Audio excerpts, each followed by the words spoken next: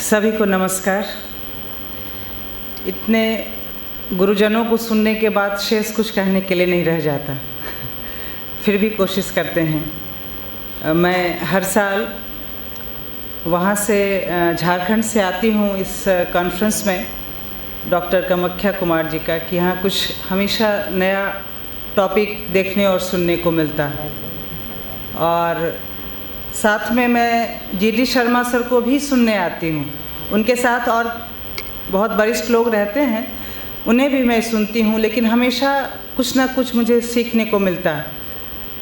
और इस बार तो बहुत दिनों से मैं सोच रही थी ह्यूमन ट्रांसफॉर्मेशन, और पढ़ भी रही थी, और लास्ट में इस बार का टॉपिक ही रहा कि ह्यूमन ट्रांसफॉर्मेशन, और बहुत ही अच्छा टॉपिक है। हम जब रिसर्च करते हैं, अभी ठाकुर सर ने रिसर्च के बारे में भी बहुत अच्छा बताया, एक एक चीज़ को बहुत अच्छे ढंग से उन्होंने क्लैरिफाई किया कि हमारा रिसर्च कैसा होना चाहिए और कितने ऑनेस्टली के साथ करनी चाहिए।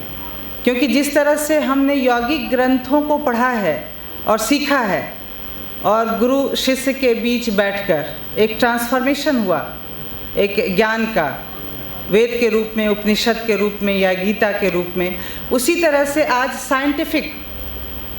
हम साइंटिफिकली प्रूफ करना चाहते हैं ना कि योग हमारे बॉडी माइंड को कैसे हेल्दी करता है।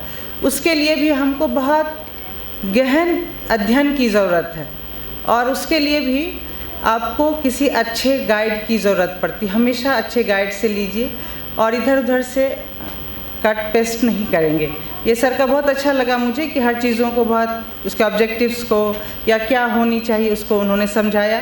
फिर हमने थोड़ी देर पहले कृष्ण शर्मा सर को सुना, जिन्होंने आप लोगों को बताया कि हमेशा अपने रिसर्च में लिटरेचर को ज़रूर इंक्लूड कीजिए कहीं ना कहीं से, खासकर योग में।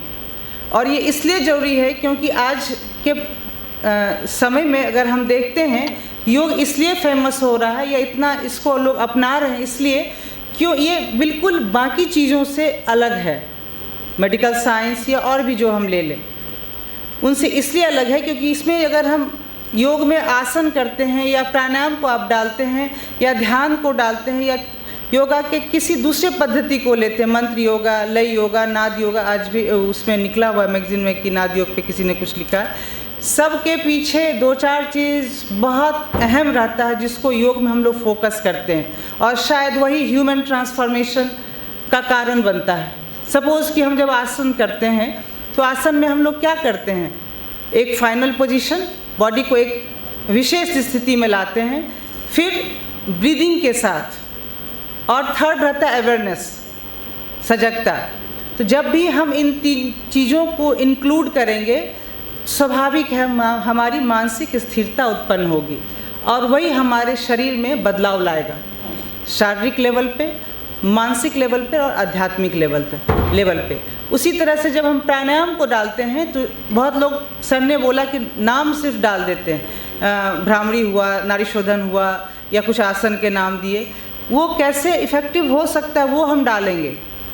प्राणायाम मतलब हमारे रेस्पिरेटरी सिस्टम को सिर्फ वो फ्लेक्सिबल बनाता है और श्वास अच्छा से ऑक्सीजन लेना और छोड़ने की बात करता है, जबकि प्राणायाम मतलब होता है how to control your mind और ब्रेन के फंक्शन को वो कंट्रोल करता है। तो जब भी हम इस तरह की चीज़ों को प्राणायाम में डालते हैं, प्राणायाम से कोरिलेट करते हैं अपने रिसर्च पेपर को, तो उसमें डालेंगे कि कैसे काम करता है, कैसे हमारा जो ब्रेन की कैपेसिटी वो एक्सपैंड करता है, उसका विस्तार होता है, जिसको हम बाद में बोलते हैं चेतना का विस्तार हो रहा है। और यही हमको प्रूफ करना है अपने हर रिजल्ट में। ध्यान में जब हम आते हैं, मेडिटेशन में, तो उसमें क्या हमारे अंदर प्रभाव पड़ता है, जो हमारे बॉडी के पूरा साइकोसोमेटिक सिस्टम में चेंजेस लाता है, कि हम अपने कॉन्शियस लेवल की चीज़ों को बहुत स्पष्टता के साथ देखना शुरू करते हैं, एक दृष्टा भाव डेवलप करते हैं, और यही भाव हमारे सब कॉन्शियस और अनकॉन्शियस की चीज़ों को कॉन्शियस लेवल पे लाता है और हम उसको निकालते हैं। यानी कि हम कह सकते हैं कि जो इल्यूमिनेटिव माइंड या कलेक्टिव अनकॉन्शियसनेस है, जो संस्कार हमारे अंदर, उनको हम लोग बाहर निकालते हैं ताकि कंप्लीट व्यक्तित्व का निर्माण हो सके। ये हमारे अंदर ट्रांसफॉर्मेशन होगा। और यही चीज़ आज के साइंस भी बोलते हैं कि हम लोग जब योग करते हैं तो उसमें जेनेटिक स्ट्रक्चर में चेंजेस आता है।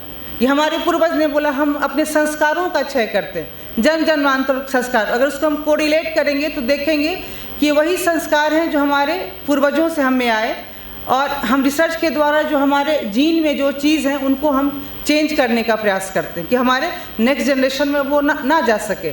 इसीलिए इसमें सर के कहने का तात्पर्य शायद यही था कि स्पष्टता होनी चाहिए किसी चीज़ में। और जब हम आसन, प्राणायाम, मेडिटेशन किसी चीज़ को इंक्लूड करते हैं तो वो क्लैरिटी होना चाहिए कि ये कैसे इफ़ेक्ट करता है हमारे पहले माइंड पे, माइंड से वो ब्रेन पे आता है, और ब्रेन से वो हमारे ह्यूमन बॉडी जितने सिस्टम है उसमें कैसे बदलाव लाएगा, और ये फिर एक सिस्टम पूरा डेवलप करता है, जिसको हम लोग बोलते हैं कि अन्नमय कोश, प्राणमय कोश, मनोमय कोश, जो भी आप लोग पढ़ रहे हैं उसमें कैसे प्रभाव डालेगा। इन सब चीज़ों को भी हम लोग योग में इंक्लूड करेंगे तो शायद अच्छा रिजल्ट होगा।